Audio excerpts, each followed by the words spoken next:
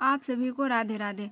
आज हम लोग बायोलॉजी के टॉपिक अंतःस्रावी तंत्र यानी एंडोक्राइन सिस्टम से जितने भी सवाल रेलवे में पूछे गए हैं उसको कंप्लीट करते हैं। तो पहला सवाल है, इंसुलिन हार्मोन का स्रावन डैश से होता है? तो आंसर हो जाएगा ऑप्शन सी, अग्नाशय। अग्नाशय को इंग्लिश में पैनक्रियाज कहते हैं और अग्नाशय को मिश्रित ग्रंथि भी कहते हैं क्योंकि इससे एंजाइम और हार्मोन दोनों निकलते हैं। इसे अग्नाशय को सेकंड लार्जेस्ट ग्रंथि भी कहते हैं क्योंकि यकृत के बाद दूसरे नंबर की सबसे बड़ी ग्रंथि अग्नाशय ही होती है। अच्छा, ऑप्शन बी पर लिखा हुआ है पीयूष। पीयूष ग्रंथि सभी अंतःस्रावी ग्रंथि से निकलने वाली हार्मोन को कंट्रोल करता है, इसलिए इसे मास्टर ग्रंथि भी कहा जाता है। ऑप्शन सी में लिखा हुआ है अधिवृक्क। अधिवृक्क ग्रंथि से एड्रिनलिन हार्मोन निकलता है। इसका आंसर हो जाएगा ऑप्शन डी। अगला सवाल है 2 नंबर, कहता है सूरज की रोशनी के संपर्क में आते ही हमारी त्वचा सांवली हो जाती है, ऐसा किसकी उपस्थिति के कारण होता है? आंसर हो जाएगा ऑप्शन सी, मेलेनिन हार्मोन की उपस्थिति से होता है। अगला सवाल है 3 नंबर, कहता है इंसुलिन के उपापचयी को नियंत्रित करता है। आंसर हो जाएगा ऑप्शन ए, शर्कराओं को। इंसुलिन किसके उपापचय को नियंत्रित करता है? शर्कराओं को। अगला सवाल है 4 नंबर, कहता है यौवनारंभ के दौरान श्वेत ग्रंथियों और वसा ग्रंथियों में स्रावन बढ़ता है। इस ग्रंथियों से इस समय कौन सा तत्व स्रावित होता है? तो आंसर हो जाएगा ऑप्शन ए, स्वेद और तेल। अगला सवाल है 5 नंबर। 5 नंबर में कह रहा है कि इनमें से कौन सा हार्मोन मानव रक्त में शर्करा की मात्रा को नियंत्रित करता है? तो आंसर हो जाएगा ऑप्शन बी, इंसुलिन। इंसुलिन जो है रक्त के शर्करा को नियंत्रित करता है।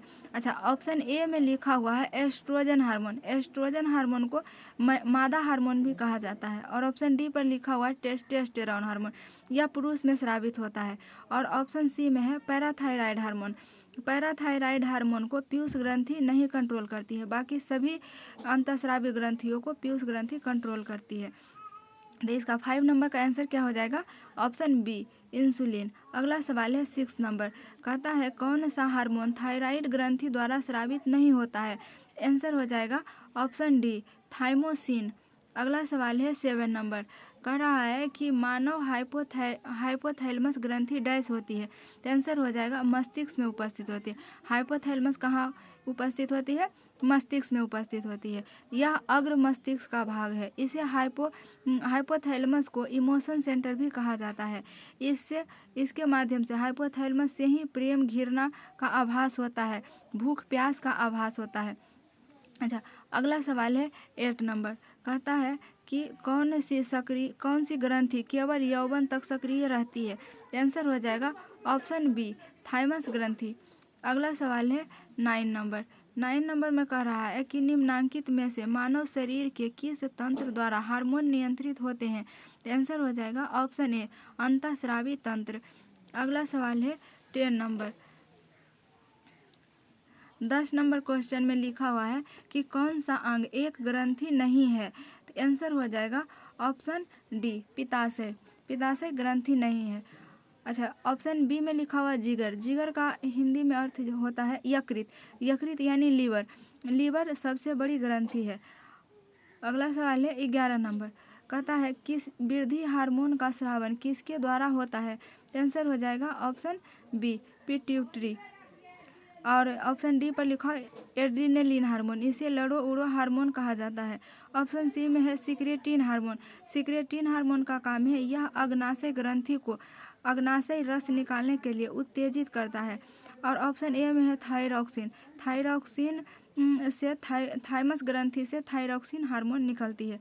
अगला सवाल है 12 नंबर, कहता है अंतःस्रावी ग्रंथि को डैश भी कहा जाता है? आंसर हो जाएगा ऑप्शन बी, वाहिनी ग्रंथि। अगला सवाल है 13 नंबर, कहता है कि मानव शरीर में अग्नाशय डैश का एक भाग है? आंसर हो जाएगा ऑप्शन सी, पाचन तंत्र। अगला सवाल है 14 नंबर, कहता है यकृत द्वारा स्रावित पित्त डैश में मदद करता है? आंसर हो जाएगा ऑप्शन ए, पाचन यानी पाचन में मदद करता है। अगला सवाल है 15 नंबर, 15 नंबर में कर रहा है महिलाओं में मादा हार्मोन एस्ट्रोजन डैश द्वारा स्रावित होता है। आंसर हो जाएगा ऑप्शन डी अंडाशय। अगला सवाल है 16 नंबर, कहता है मनुष्य के शरीर की वह ग्रंथि जो एंजाइम और हार्मोन दोनों स्रावित करती है।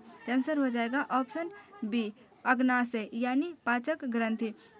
अच्छा, इससे जो एंजाइम निकलता है उसे पूर्ण पाचक रस भी कहा जाता है।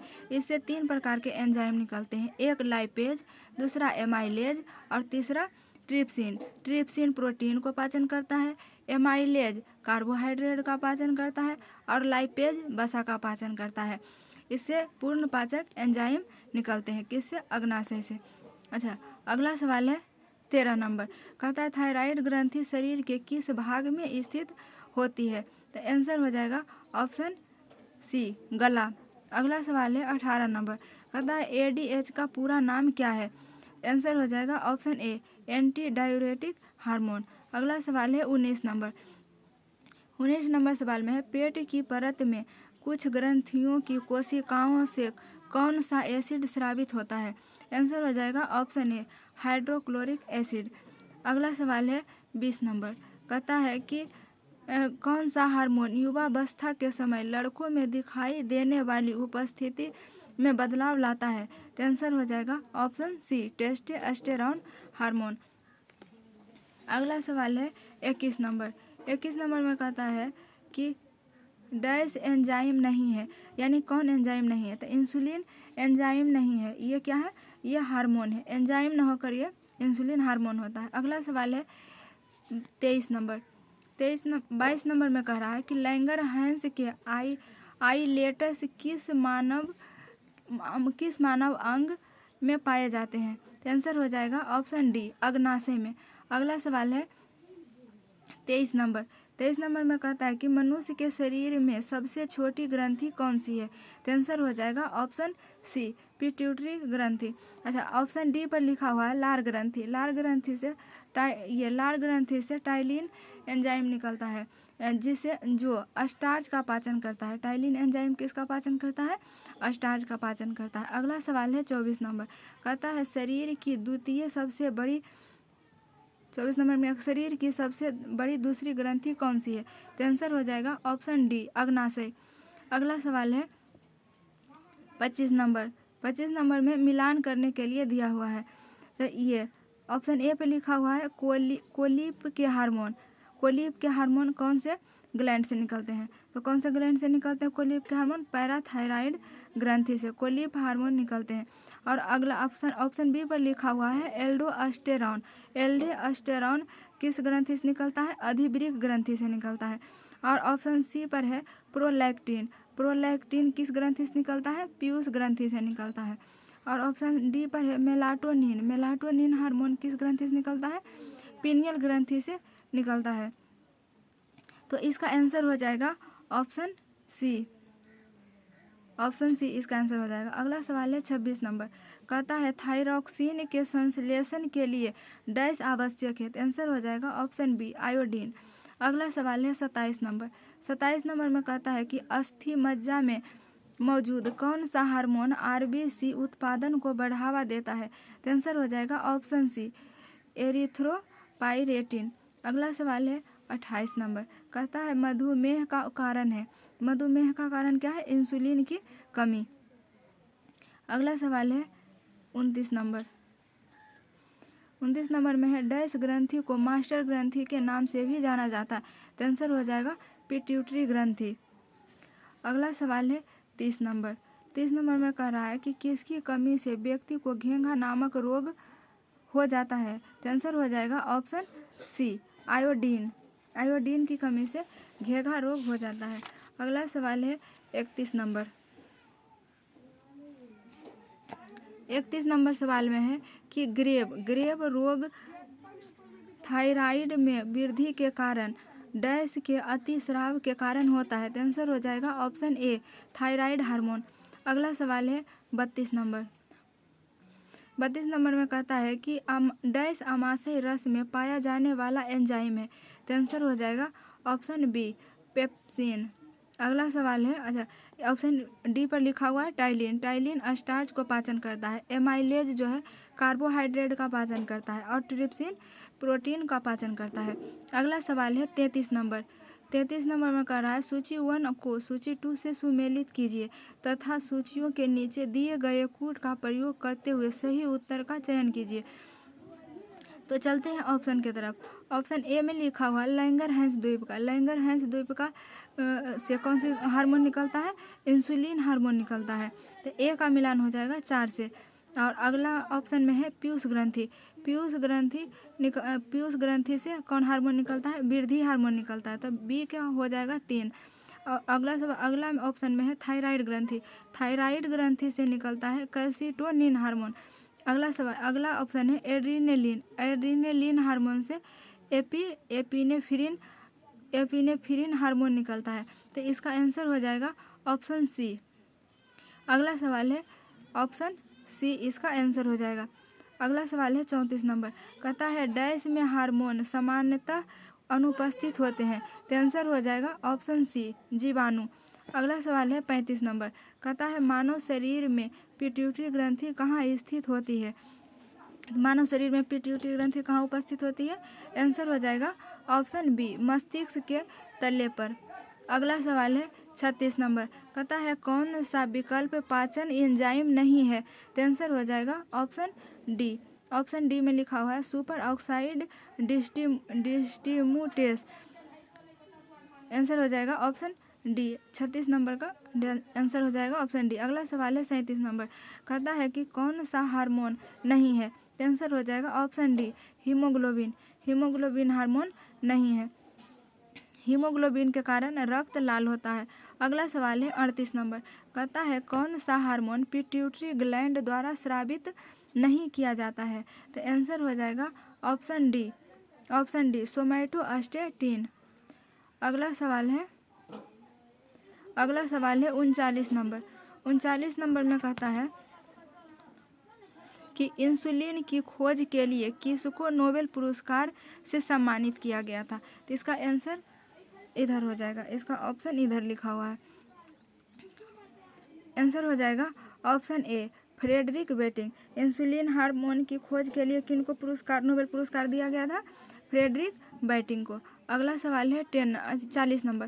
कहता है इंसुलिन द्वारा किस बीमारी का उपचार किया जाता है? इंसुलिन द्वारा किस बीमारी का उपचार किया जाता है? आंसर हो जाएगा ऑप्शन डी, मधुमेह। अच्छा, ऑप्शन बी सी पे लिखा हुआ है रक्त अल्पता यानी एनीमिया। ये आरबीसी की कमी से एनीमिया नामक रोग होता है।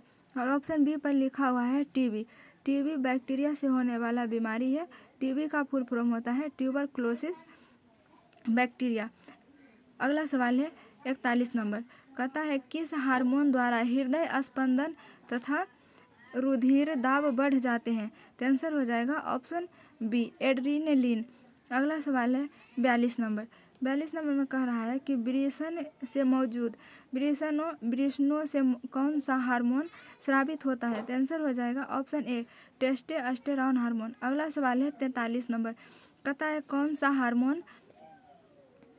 हार्मोन बच्चे के जन्म के बाद दूध बनने की प्रक्रिया को उत्तेजित करता है? तो आंसर हो जाएगा ऑप्शन बी, प्रोलैक्टिन हार्मोन। अगला सवाल है 44 नंबर। कह रहा है रक्त में शर्करा यानी शुगर के स्तर में वृद्धि का पता किसकी कोशिकाओं द्वारा चलता है? तो आंसर हो जाएगा ऑप्शन बी, अग्नाशय। अगला सवाल है 45 नंबर। कहता है उसे चुनिए जो शेष से अलग हो। तो आंसर हो जाएगा ऑप्शन डी, किडनी। अगला सवाल है 46 नंबर।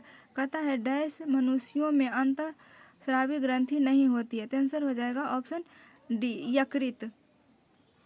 अगला सवाल है 47 नंबर। कहता है 47 नंबर में क्या है कि किस हार्मोन को मादा हार्मोन के नाम से जाना जाता है? तो आंसर हो जाएगा ऑप्शन सी, एस्ट्रोजन हार्मोन को। और पुरुष हार्मोन किसे कहा जाता है? टेस्टोस्टेरोन हार्मोन को। अगला सवाल है 48 नंबर। कहता है पुनरअस्थि ग्रंथि से डैश होने वाला स्राव डैश प्रवेश करता है? आंसर हो जाएगा ऑप्शन बी, मूत्र मार्ग।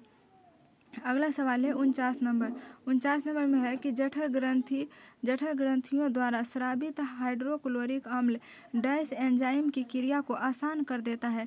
तो आंसर हो जाएगा ऑप्शन ए पेप्सिन। अगला सवाल है 50 नंबर, कहता है आपातकालीन स्थिति के दौरान कौन सा हार्मोन उत्सर्जित होता है। तो आंसर हो जाएगा ऑप्शन बी एड्रेनालिन हार्मोन। अगला सवाल है 51 नंबर में कह रहा है कि टेस्टोस्टेरोन जो एक नर सेक्स हार्मोन है डैश से संश्लेषित होता है। आंसर हो जाएगा ऑप्शन बी ब्रिसन। अगला सवाल है 52 नंबर, कहता है थायरॉक्सिन के संश्लेषण के लिए निम्नलिखित में से क्या आवश्यक है। आंसर हो जाएगा ऑप्शन डी आयोडीन।